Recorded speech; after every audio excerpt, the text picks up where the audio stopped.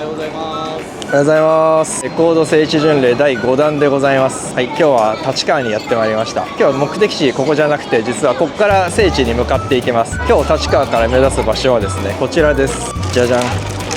大滝栄一さんですね。大滝栄一さんといえば皆さんご存知フッサです。というわけで今日立川からこのフッサに青梅線に乗って向かいたいと思います。なんでわざわざフッサに特設じゃなくて、大滝さんファンならおなじみフッサストラットって曲があるんですけど、歌詞の中にフッサ行きの切符買ってお守りにって出てきますから、まずやっぱフッサ行きの切符を買っていかなきゃ面白くないだろうと。まずはこの立川からスタートすると。切符買いに行きましょう。とりあえずはい。というわけで今回は大滝栄一さんが長年暮らした東京郊外の街フッサ周辺を巡礼します。まずはナイアガラムーンに入っている名曲フッサストラットの歌詞に倣い、フッサ行きの切符を買って向かいます。この日のお守りとなるフッサ巡礼のマストアイテムですね。フッサストラットというといくつかバージョンがありますが、私田中のお気に入りはですね、モアモアナイアガラフォールスターズという編集版に入っているスタジオライブバージョンです。曲のラストで青梅線の駅名を立川から順番にコールしていきながら最後フッサで終わるというちょっとレアなバージョンです。大滝さんいろいろある中でなんでこれなんですか？大滝さんが立ち上げたナイアガラレーベルの今年出た50周年記念版なんですよ。フッサ45スタジオっていうご自身の自宅の米軍ハウスを改装して作ったスタジオがあるんですけど、そこのスタジオでレコーディングされたアルバムなんで、今回はナイアガラの数々の名作が生み出されたフッサ45スタジオの秘密にも迫ります。 The next station is 中上拝島西原 The doors on the right side will open。 さあフッサに到着です。聖地巡礼には身だしなみも大事ですね。気分はすっかり天然色です。切符で入ったのを忘れてタッチで改札を出ようとして止められました。それはさておき、米軍横田基地方面へと向かうことにしました。フッサ駅前には割と大きめの歓楽街があるんですね。夜は賑わいそうな雰囲気ムンムンです。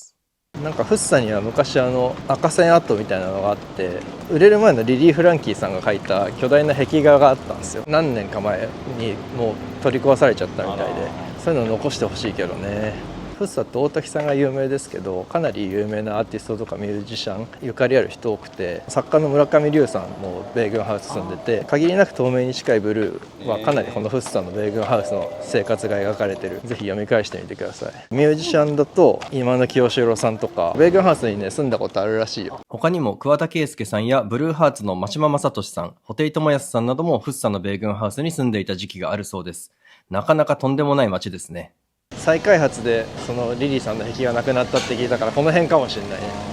リリー・フランキーさんの壁画エピソードをお持ちの方はコメントをお寄せください。横田基地の方に向けて住宅街歩いてってるところですけど、米軍ハウスらしきものを発見しました。向こうにもやっぱり米軍ハウスみたいなのありますね。前回のそのハウス編はなかなか米軍ハウスがそのまま残ってる場所っていうのは本当に少なかったですけど、フッサはまだまだありますね。最盛期は2000個あったらしいです。2000個。はい。今残ってるのは150個くらいらしいです。さあ出ました、国道16号。アメリカですね。なんかここに出ると一気にアメリカって感じ。横田基地のすぐ横を走る国道16号線に出ると一気にアメリカのムードがマシマシです。この16号は細野さんたちが暮らした狭山にもつながってるんですよね。基地の第2ゲートの前を通り過ぎていくと、異国情緒たっぷりのレストランやショップが立ち並んでいます。軍服姿のアメリカの軍人さんにもたくさんすれ違いました。さあ我々もランチをということで、飲食店街の端にある昭和34年開店の老舗ピザレストランニコラさんにお邪魔しました。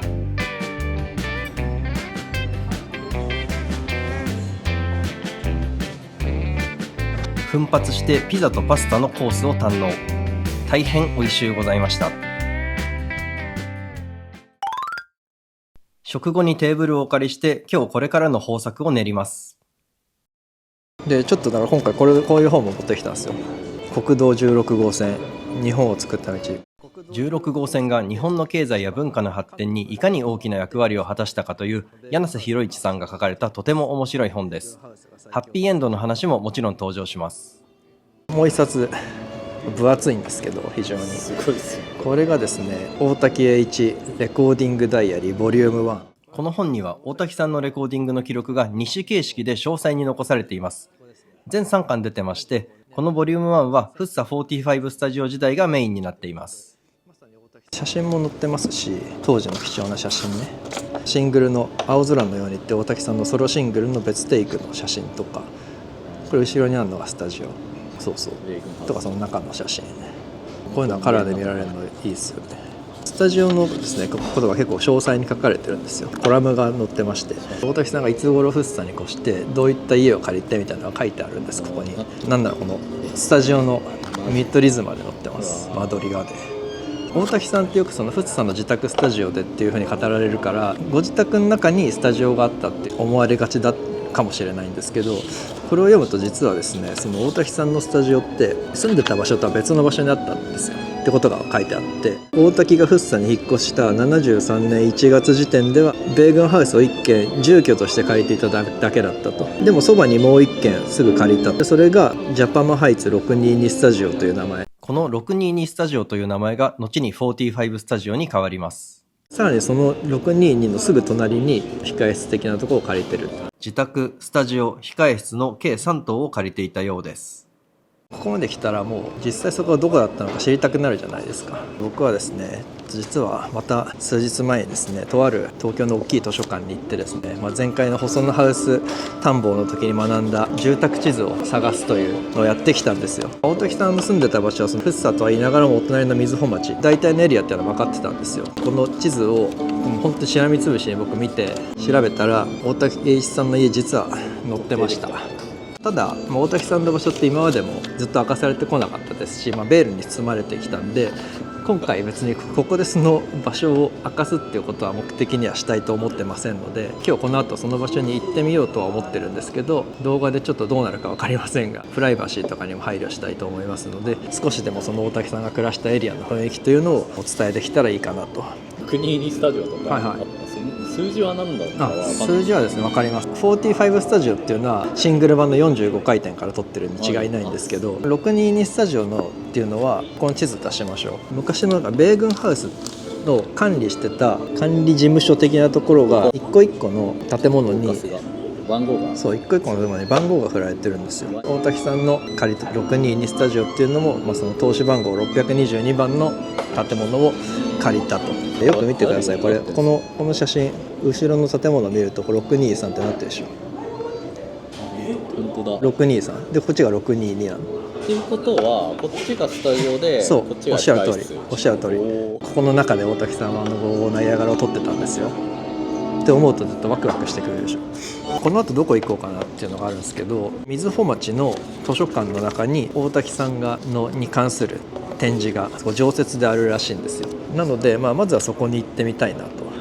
思っています。この辺をプラプラ歩きながら電車の時間に合わせて瑞穂町の図書館に向かってみたいと思います。はい、ニコラを後にして八高線の東福生駅に向かいます。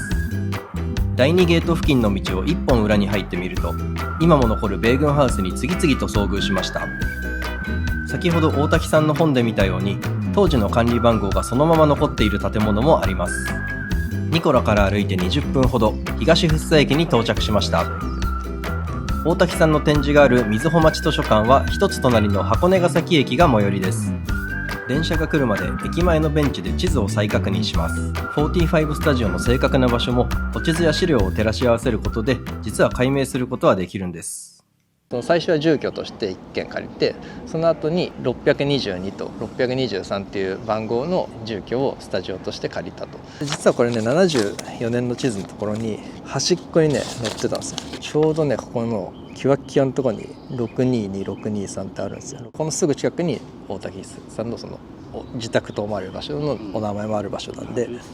ただ622、623は別に今の住所じゃない。今の住所ではないです。はい。建物の当時の建物の番号ですね。で、俺それでここで本当に間違いないっていうそれを掴んだのは、実はこの大滝さんのその45スタジオに16チャンネルのコンソールを入れた人のコラムがまた載ってて、45スタジオって78年だかに1回閉じるんですよ。その全部機材を売却して、で閉じた後の45スタジオをコンソールを納品した方が借りて、その方が本業でやられてるレーザーの研究所みたいな感じにして使ってたらしいんです。でそれで見るとスタジオ控室だった623号棟に確かにレーザー光線という文字が。これでも間違いないと確証を得ました。そろそろ電車が来そうですね。いやー、前回もそうでしたけど、古地図と資料が合致した瞬間の脳汁出る感じがやばいんですよね。古地図を入手すること自体も結構大変ではあるんですが、ぜひ皆さんも静止巡礼の際には古地図をゲットしてみてください。八高線は30分に1本、開閉ボタンを押して乗車します。東福生から箱根ヶ崎間は米軍基地の敷地内を鉄道が通過するという貴重な体験ができます。どうやら日本ではここだけらしいです。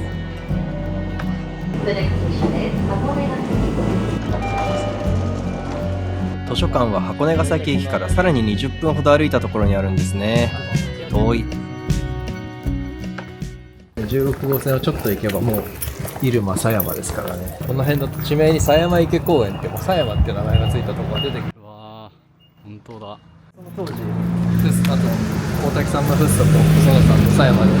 き来があったのかはちょっと分かりませんけどね。ハッピーエンドがもう解散が決まってて、ラストアルバムのアメリカレコーディングの時はかなりギクシャクはしてたらしいんで、大滝さんがこっちに移り住んできたのはその後だから、そんなに別に細野さんを慕ってみたいな感じではない気もするんですよね。とはいえでもね、別にさっきも見たけどフッサストラットのレコーディングとかも細野さん参加してるわけで、そうか。実際にあの本を読むと、75年1月9日に大滝さんが狭山の細野さん宅を訪れてナイアガラムーンに関するミーティングを行ったということが書かれていました。あの本の資料性半端ないっすね。そんなこんなで瑞穂町図書館に到着です。外観がシティポップっぽく見えるのは気のせいでしょうか。館内には大滝さんの名言やポスターが至るところに。行ってきました。瑞穂町図書館1階の奥の方に割と広めで大滝さんの展示スペースありまして、ちょっとそこ残念ながら撮影 NG ということだったんで映像ないんですけど、ショーケースの中に結構貴重なボックスセットとか当時の資料とかが並べられてたり、あとあれですね、本がかなり充実してましたね。今日僕が資料として持参したレコーディングダイアリーもちゃんと全3巻揃ってましたし、ファンノートみたいなのが置いてあって、で訪れた人がその一筆みんな残して帰るっていうのはありましたんで、私も僭越ながらそこにちょっと一筆書かせていただきましたんで、建物全体に大滝さんが溢れてますんで、瑞穂町の大滝栄一リスペクトが伝わってきました。瑞穂町図書館というよりもはや大滝栄一記念図書館と言ってもいいくらいの素敵な施設でした。やはりここも完全に聖地の一つと言っていいでしょう。図書館の次は恐れ多くも大滝さんのお墓参りをさせていただくことにしました。大滝さんの聖地は福生以外はないんですか。強いて言えばやっぱり生まれ故郷の岩手のね、山あいのところご出身で、そこからだんだんね釜石の方に何回か転居されてるんですよね。その釜石時代にその米軍放送を聞いて音楽に目覚めたっぽいことをなんかで読みましたね。釜石にも基地があった。いやでも釜石基地ないんですよ。だからあるとすれば青森の三沢基地、でもそんな広範囲で FEN って電波届いたのかなっていう。 FEN って一応全国放送じゃなく地域放送なんで、電波が届く範囲内でしか拾えないと思うんですけど、 FEN はその米国基地にいるそのアメリカ人の軍人の人のためにアメリカ側が提供してたラジオ、そこでもう当時最先端のヒットチャートの音楽とかいろんな娯楽番組とかが流れてたと。福岡とかでもやっぱりシーナ&ザ・ロケッツの鮎川さんとか基地のあるエリアの人たちはその米軍放送を聞いて音楽を学んだっていう。図書館からお墓までは歩いて30分以上、タクシーも捕まらず今回も相当歩いてハードです。時刻も16時を過ぎ、基地の滑走路の誘導灯も灯り始めました。長い道中、なぜか話題は先日亡くなられた長嶋茂雄さんのことに。でも大滝さん長嶋監督の大ファンだったから、あ、そうなんですか。はい、悲しんでんじゃないですか。長嶋さんが監督として復活したのかな、90何年かの宮崎キャンプとか大滝さん見に行ってるらしいからそうネット裏で発見みたいなだから55ナイアガラのジャケットもなんか野球場っぽい。大滝さん周辺でいうと矢野顕子さんも昔すごい巨人ファンで、巨人にいた柳田っていう選手の「行け柳田」って曲を出したりしてますけど、数年前にやったライブの時に雪柳田を披露してで柳田選手本人が客席に来てましたよ。そう柳田ソフトバンクの柳田しか思い浮かばないんですけど、いや俺はちょっとね野球に疎いんで分からないですけど、有名な人だったんですかね。アッコちゃんの曲の中に打順まで出てくるんだけどそうなんです。そう1番なんとか2番なんとかみたいな、3番長嶋4番が王みたいな。あ、その時代の人なんですか。そうそう、その時代の人。なんか野球の話になっちゃいましたが、そろそろですね多分。いろんなことを話しているうちに大滝さんが眠っていらっしゃる霊園に到着しました。身が引き締まります。いらっしゃいました。こちらですね。いやサイダーをちょっとお供えさせていただきます。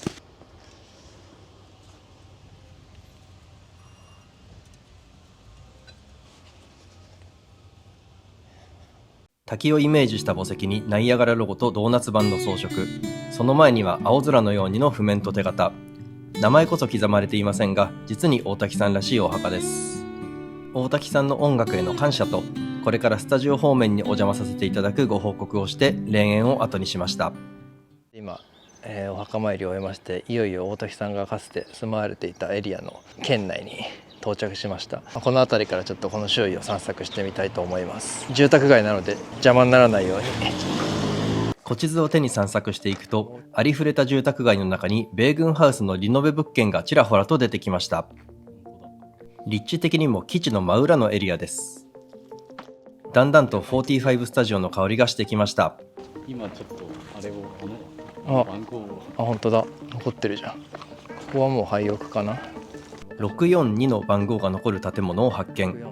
622だった45スタジオも近そうです。そして私この地図で特定した場所に今実は来ています。細野さんの2年間と違って大滝さんは40年間にわたってここにいらっしゃったわけで、考えがありますな。やっぱりスタジオがあった場所にも行ってみます。ご自宅とほど近い。そうだな、ここだな。ここが45スタジオです。今のでも横並びの2軒ですね。地図上はそうです。あそこを作り直して、あの中がマスタリングスタジオになって作られてたんじゃないかな。そう考えると結構やっぱグッとくるな。ここで作業してたのか。というわけで朝から丸1日かけて大滝さんの暮らし地福生瑞穂町周辺を歩いてみましたが、現役の基地の町ならではのアメリカ文化の香りと活気がありつつ、郊外ののどかさも感じさせてくれる独特な雰囲気の町でした。ここに来ると基地を飛び立つジェット機の音とか、八高線の踏切の音とか、そういう大滝さんの日常にもあったであろう音や風景をダイレクトに感じられるので、大滝さんがここで暮らしてたんだなという実感が湧きました。なんだか仙人のようなイメージだった大滝栄一という人がぐっと身近な存在になる、そんな巡礼でした。皆さんもどうか良識の範囲内で大滝さんの愛した福生瑞穂町巡礼をお楽しみください。というわけでレコード聖地巡礼第5弾終わりです。チャンネル登録お願いします。